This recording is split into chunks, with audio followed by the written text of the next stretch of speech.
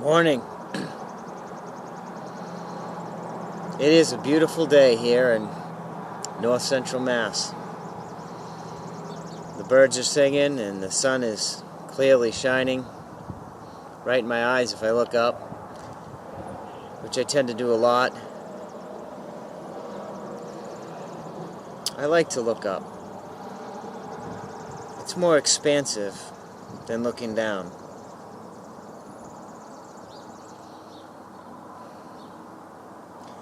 You know, sometimes you see you're out walking, you're in a park or something, and you see someone walking along, and they got their head down, looking at the ground.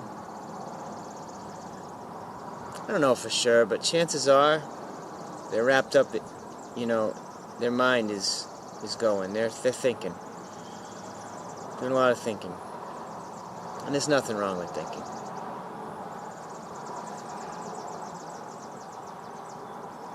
Then you'll see people that are walking and they're looking straight ahead and looking up, and looking around them. And they're smiling, usually. Maybe the person with their head down often isn't really smiling at the ground. I don't usually smile at the ground, but looking up makes me smile.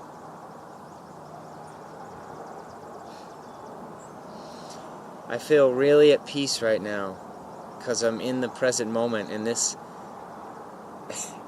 what's coming out of my mouth is completely unexpected. I had all these other things I thought were important to talk about.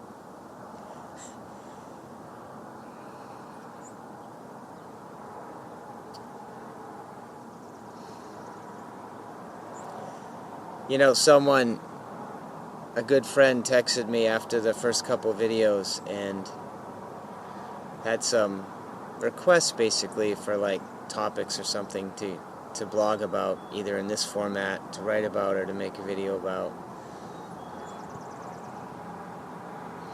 And one of them was the wholeness, the whole idea of wholeness, feeling whole, and really accepting all of who you are and all of what you've created. I mean, this is a person that understands that his life reflects, his outer world reflects his inner world. And it can be hard to accept that.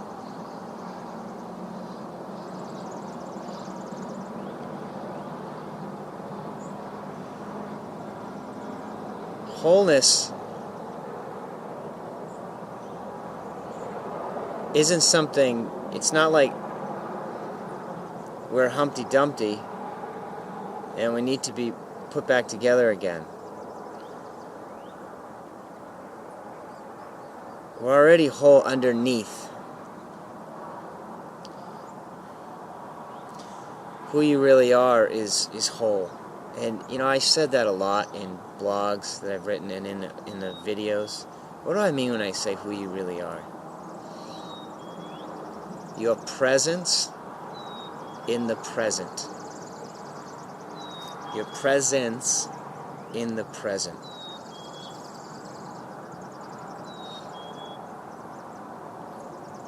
Because that's the part of you that never changes. And it's eternal.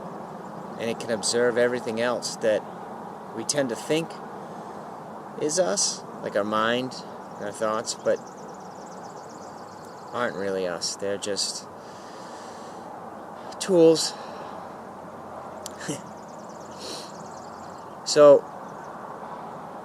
when I think of wholeness, for me anyway, I don't think of I used to think of it as finding pieces of myself and putting myself back together, like I was broken.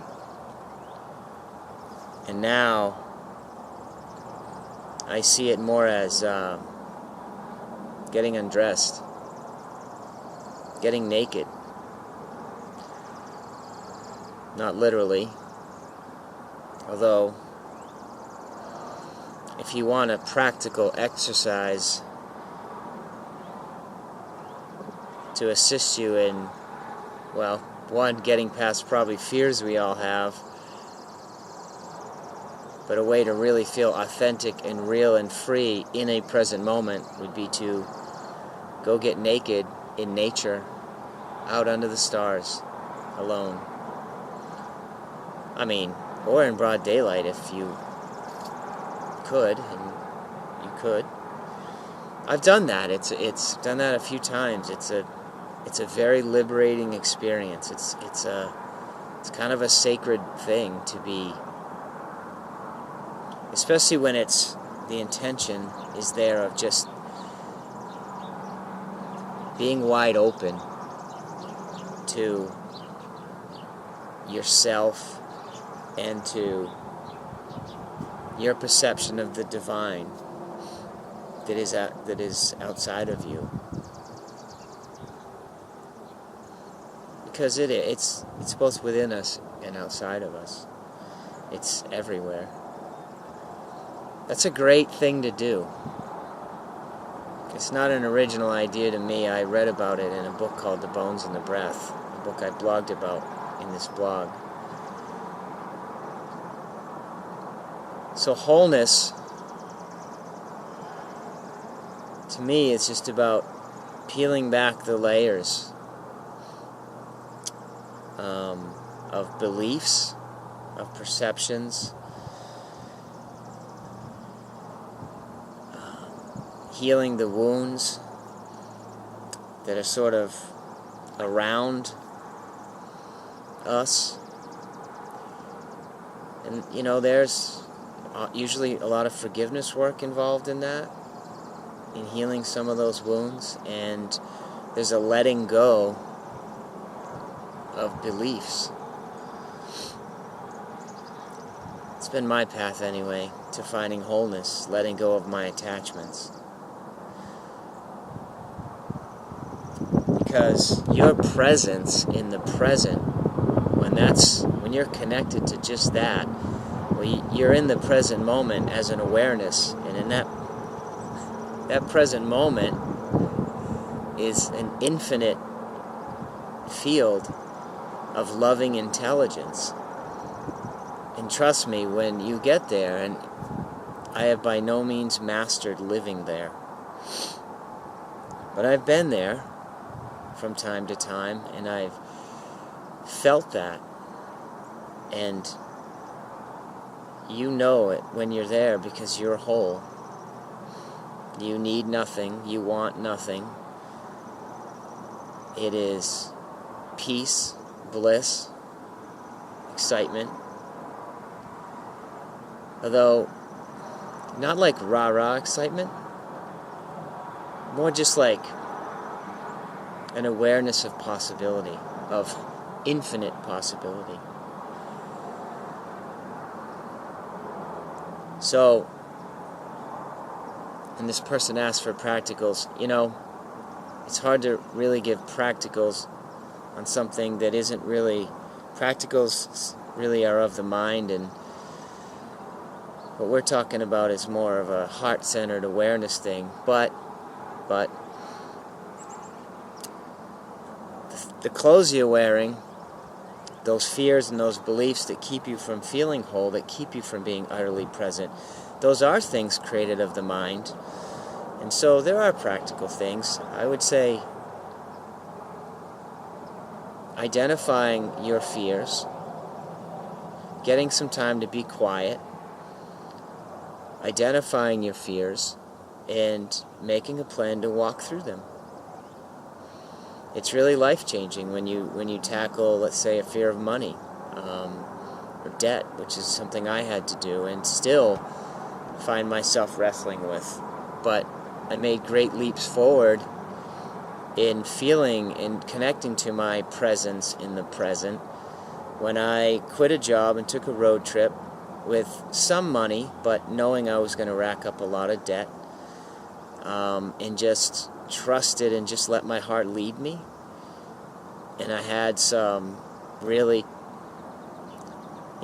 transcendent moments, mystical moments, with nature, with myself, with being connected, being present. It was life-changing, you know. And could be fears we have around relationships, jobs, you know, like things we know that aren't serving us, that we don't want, things we want to change in our life but we're afraid to change. Make a decision to do it. The decision alone will shift you incredibly, and then when you start taking steps in that direction, you'd be amazed at what happens. How much freer you feel.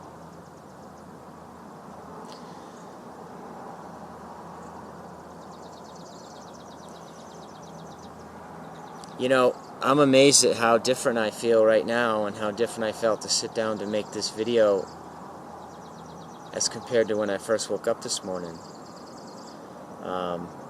A lot has shown up for me in the last 24 hours. A lot of information, a lot of newsletters and things I read in a daily devotional book, where the timing of it has just shown me that the more you know, the more you think you know, the more you realize you don't know. The more aware you feel like you are, the more you realize you're unaware. And that can be really humbling. And it has been. And in those moments, the mind wants to think, oh, I have to be in a certain space to make a video or write a blog, or I have nothing to give if I'm not at this mountaintop space. And that's so not true.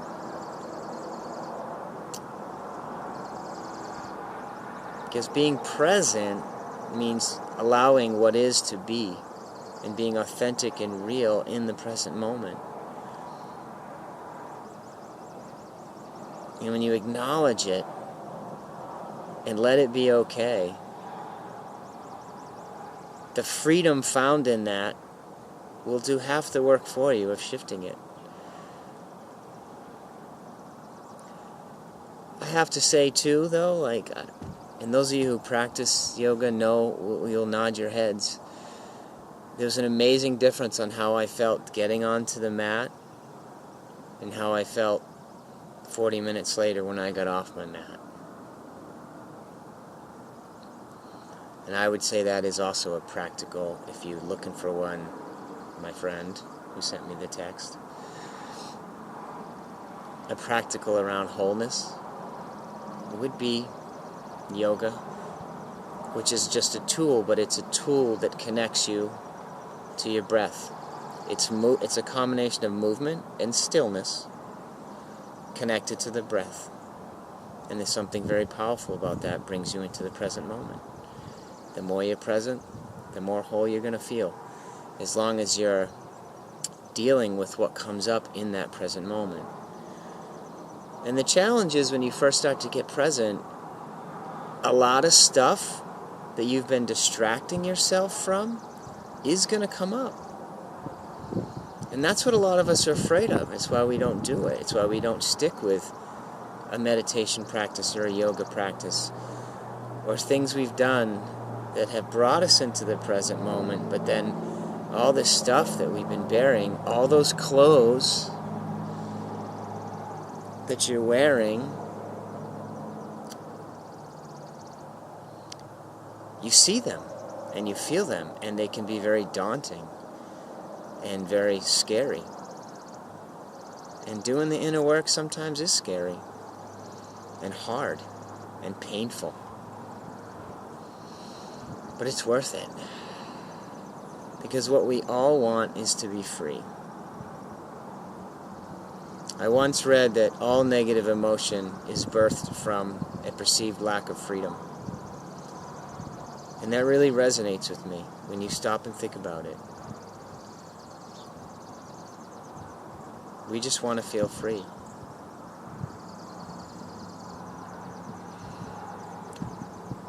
And that is why I'm doing this, why I'm talking to you now, why I'm writing more, why I'm trying to share more of my life. It's not because I have everything figured out. And I'm really seeing that I can't get caught up in trying to communicate a lot of hows. I can't be looking at all the hows. The hows are here and the why is here. The hows of doing everything and making everything work are here.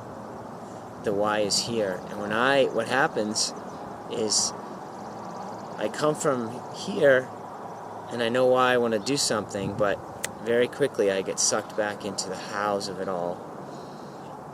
And that just changes everything. And I have to come back continually to why. Why? Why am I sitting here now for, 15 minutes talking to you? Because I know how beautiful freedom feels when I'm there. How beautiful the present moment feels when I'm there.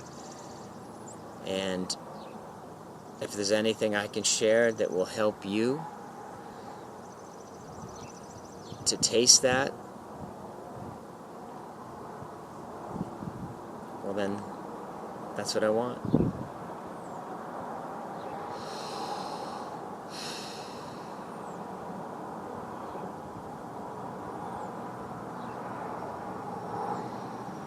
I hope it's a day for you filled with sunshine and some moments where you really feel your presence in the present. Namaste.